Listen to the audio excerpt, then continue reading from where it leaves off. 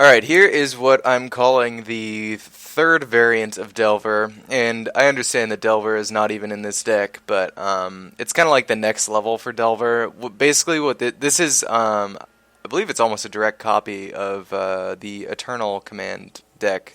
I changed the mana base a little bit, I believe, I'm not sure, but there's a deck called Eternal Command that came out a while back, was really popular for like a second, Aether Vial spiked in price, and then died back down right away.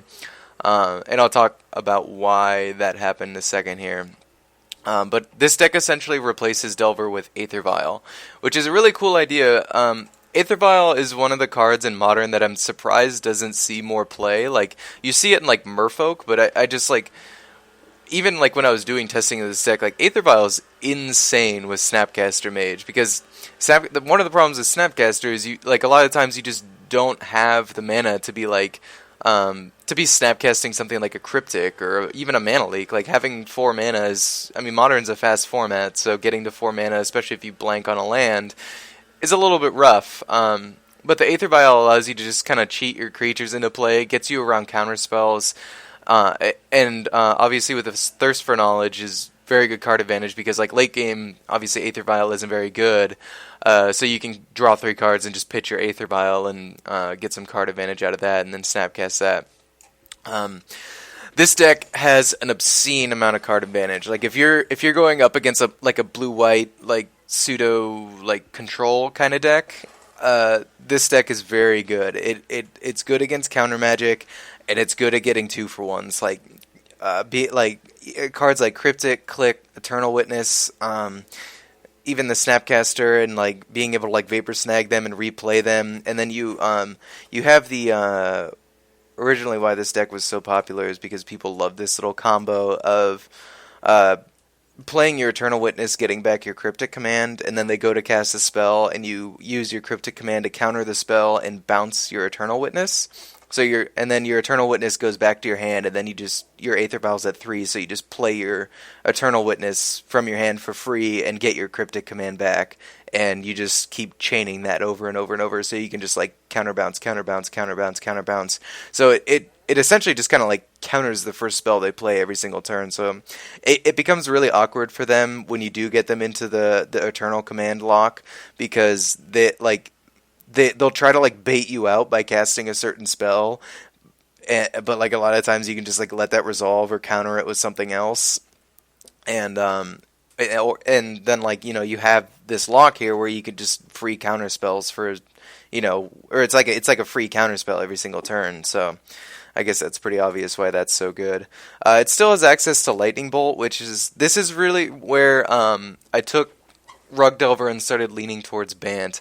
Is this deck Rug Delver is a lot better Lightning Bolt is a lot better in Rug Delver than it is in this deck, because Rug Delver does a very good job of applying pressure with turn 1 Delvers and whatnot, whereas actually mainly just Delver because a lot of the times Delver will put them at a low life total, so Bolt Snapcast Bolt is a lot of the times the way you win your game in Rug Delver. But this deck, it's very, very slow, and that's its weakness.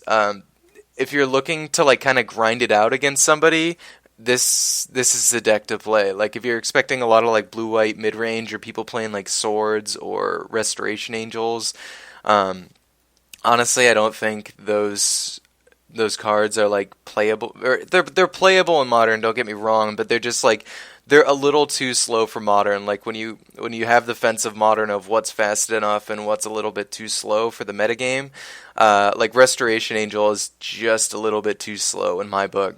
And this deck as well, this deck's main weakness is a lot of times you'll open up a hand that has 2 Cryptics and a Vendilion Click and an Eternal Witness and 3 lands. And it's sure, that's a quote-unquote keepable hand because you can play everything and it does a lot, but combo's just going to combo out against you. So decks like Rug Delver definitely have an advantage when they're able to play their turn 1 Delver. They curve on turns 1, 2, 3 much better, whereas this deck has trouble doing that. I'd like to add a Force Serum Visions to the deck, but that's just kind of a side note. Again, Serum Visions just makes hands way more keepable. This deck's really cool because once you do get to turn 6, turn 7, turn 8, turn 9, this deck just takes over, and it's very fun to play with because the interactions with Aether Vial and all of the awesome creatures in this deck, like even Aether Vialing your Goyf into play, and then your Eternal Witness into play, and then even post sideboard, Aether Vialing Huntmaster into play is really fun too. And they even see it coming because you added the 4th counter to your Aether Vial, and they're like, oh sweet, he has Huntmaster in hand. But yeah, this deck's a very fun one to play. Probably better in... It's probably has a better matchup against decks like Jund because it is so 2-for-1-y. Like cards like Eternal Witness and Cryptic Command are very good in matchups like Jund because they're just trying to 2-for-1 you and get value with cards like Liliana and Bob and stuff like that. But this deck does a good job at, it's playing like Snapcaster and Thirst for Knowledge and Eternal Witness and Click and Cryptic. Like all these cards are very card advantage-y, and with the Aether Vial you can do a lot of cute little flashy tricks with them and have enough mana to be snapcasting really relevant spells. So that's kind of the basis for the deck, I guess. Vapor Snag is... The reason I kind of want to go white is because I really wish this deck, since it is kind of more of a control-y deck, I really wish this deck had Path to Exile instead of Lightning Bolt, and I've seen banned versions of this deck where they cut the red and cut the Vapor Snags and just play a playset of Path to Exile, and and even like Bant Charm is actually really good in this metagame too, being able to like put a creature on the bottom. Like creatures like Kitchen Finks are really awkward to deal with, so like being able to put it on the bottom is much better, and also Bant Charm is like, it's fine to Bant Charm a Goyf or something like that, like you're happy to do that. Destroying the artifacts is really relevant. There's a lot of artifacts that are hard to deal with out there against Affinity, against Rug Delver with Vidalcan Shackles, even like the Mono Blue Fairies list plays Vidalcan Shackles.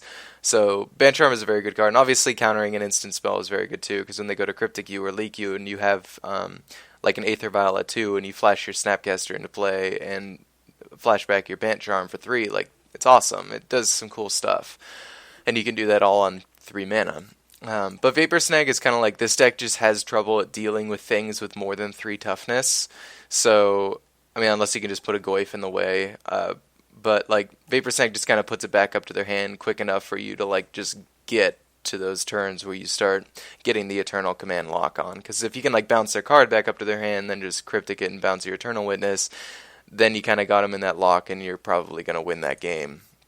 Again, in all of these blue decks, you're seeing Spell Snare. Like, this card is so good in this metagame. This deck's playing 4, which you probably should be playing 4. The other decks are playing 3. It's your choice how many you want to play. Spell Snare is probably the best answer to Snapcaster Mage in Modern. I think that's pretty safe to say. The like if they go to play Snapcaster and you're thinking about spell snaring it, like don't think, just spell snare it. So your sideboards, this is actually a pretty generic sideboard.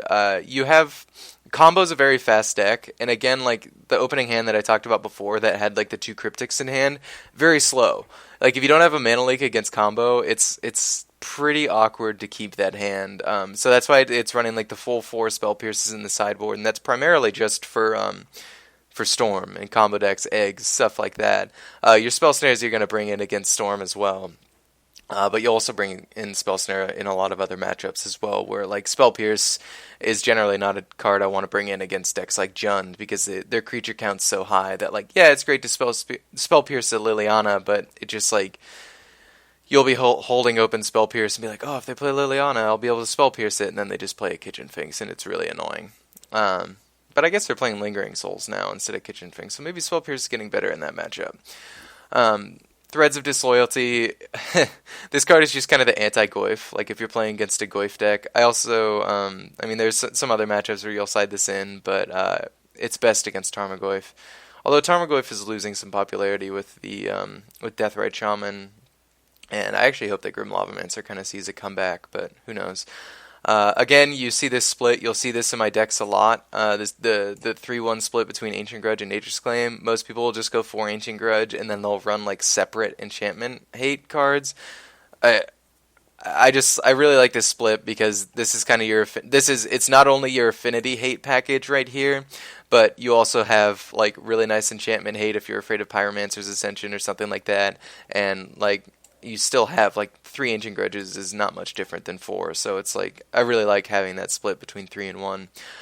Izzet Charm, I just kind of shoved this in the sideboard. This is one of the new cards from Return to Ravnica that I really think belongs in these style of decks. The Rug Delver and also Eternal Command right here. And then the original Eternal Command was running a high number of Huntmasters with 3 of them. Or was it playing 4? Maybe I cut the 4th for an Izzet Charm. I don't remember. But Huntmaster's good against aggro. It's good against Jund. It's a good card to have access to. It's a little slow in this metagame, but like when you pick up a deck like this, you're just kind of hoping that you're not going up against decks like Infect that are just way faster than you, because you're kind of hoping that nothing really happens until turn 3 when you can kind of turn things on. You have a couple cards to interact, like Leak is fine, Bolt is fine, Snare is fine, Vapor Snag just to get their thing back up to their hand to buy you enough turns to get to like Cryptic Mana. But yeah, I mean that's pretty much the deck. If you're expecting a slower, mid-rangier, modern metagame, like maybe a lot of people in your metagame haven't played a ton of it, or like it's just like they just did some bannings or something, so people's decks are kind of janked up, so to speak. You can pick up this deck. I do recommend going kind of in